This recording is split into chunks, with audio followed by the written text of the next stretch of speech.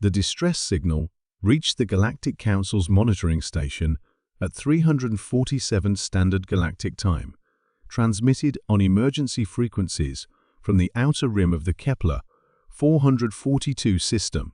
Senior Communications Officer Thelvan of the Axerian Federation received the message with standard protocol efficiency, her forearms working across multiple interface panels as she decoded the transmission. Mayday, Mayday. This is Merchant Vessel Prophet's Edge, registration number GC 7739 Delta. We are experiencing critical engine failure in prohibited space. Life support failing. Request immediate assistance. Repeat, request immediate assistance. Thelvan's antennae twitched with concern. Kepler 442 was marked as a restricted system in the Council's navigation database, home to a Class 12 Deathworld whose indigenous species had recently achieved interstellar capability. The humans, as they called themselves, were considered a curiosity by most Council members. A species that had somehow survived on a planet where the very air was corrosive poison, where temperatures fluctuated beyond most species' tolerance ranges, and where gravity was so intense it would crush the bones of civilized beings. The Council had established contact protocols for the humans 3 cycles ago, but their response had been unusual. Instead of gratefully accepting membership in the galactic community, they had simply acknowledged the Council's existence and continued their expansion into unclaimed space. Most Council species found their indifference puzzling, but ultimately harmless. Route the distress call to search and rescue, Thelvan instructed her subordinate. Priority, 7 civilian vessel in distress. Ma'am, communications specialist Vex Thor's voice carried undertones of uncertainty. The nearest Council rescue vessel is 47 hours away at maximum burn. According to our calculations, the Prophet's Edge has less than 12 hours of life support remaining. Thelvan's secondary heart skipped. In the time it would take a Council ship to reach them, the crew would be dead. She reviewed the system charts, looking for alternatives when her display highlighted an anomaly. Computer, show all vessels in the Kepler 442 system. The holographic display shifted, revealing a single contact moving through the inner system at impossible velocity. The signature was unlike anything in the Council's database. The vessel appeared to be accelerating continuously, without fusion drives or antimatter propulsion.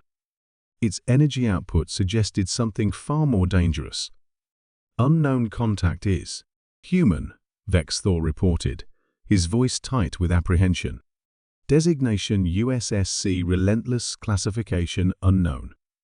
They're moving at 0.7 light speed, using what appears to be some form of gravitic manipulation. Thelvan considered the options. Council protocols strictly forbade involving non-member species in rescue operations, but the alternative was allowing civilians to die. She made the decision that would later be studied in military academies across the galaxy. Open a channel to the human vessel. The response came immediately, transmitted in perfectly fluent galactic standard with what the translation matrix identified as an accent indicating aggressive confidence. This is Captain Sarah Chen of the USSC Relentless. We received your distress call, Council ship. Our ETA to the casualties is 4 hours, 18 minutes. We'll handle the rescue. Captain Chen, Thelvan replied carefully. This is Senior Officer Thelvan of the Axerian Federation. While we appreciate your offer, Council protocols require. Council protocols are going to get those people killed, Chen's voice cut through the transmission. We're already en route. Relentless out. The channel closed before Thelvan could respond. 4 hours later, long-range sensors detected the Relentless dropping out of what the humans called hyperspace near the disabled merchant vessel. What happened next redefined the Council's understanding of human capabilities. The Relentless was massive, nearly 3 kilometers of armored hull, bristling with weapons systems that violated dozens of galactic warfare conventions. Magnetic accelerator cannons capable of hurling projectiles at relativistic speeds. Fusion warheads with yields measured in gigatons. Point defense arrays that could track and eliminate thousands of targets simultaneously. The ship wasn't just armed, it was a mobile weapons platform disguised as a rescue vessel. How, Vexthor whispered, did they build something like that? But the weapons weren't what made Thelvan's blood run cold. It was the ship's design philosophy. Every system had backups. Every backup had backups. The hull showed evidence of self-repair nanotechnology. The power core appeared to be a controlled black hole, a technology the Council's best scientists deemed impossible. This wasn't just a ship, it was a machine designed to survive in environments that would destroy any rational vessel. The rescue operation proceeded with terrifying efficiency. The Relentless deployed what appeared to be atmospheric shuttles, but sensor analysis revealed them to be fully armed combat dropships capable of orbital bombardment. They extracted the Prophet's Edge crew in 14 minutes, providing medical treatment that seemed to involve injecting the victims with microscopic medical robots. Then Captain Chen opened another channel to the Council monitoring station. "Officer Thelvan, we've got your people. They'll be fine. But I'm curious about something." The human's voice carried an undertone that Thelvan's translator marked as predatory interest. This merchant ship was carrying surveys of Council mining operations in the outer sectors, detailed resource assessments, strategic mineral locations. Thelvan felt her secondary heart stop completely. The Prophet's Edge hadn't been a merchant vessel at all. It had been carrying classified intelligence gathered by Council scouts preparing for expansion into human-claimed space. "Captain Chen," she began, but the human interrupted. "Here's what's going to happen. You're going to inform the Council that their little scouting mission has been noticed. You're going to explain that humans don't appreciate uninvited guests in our space.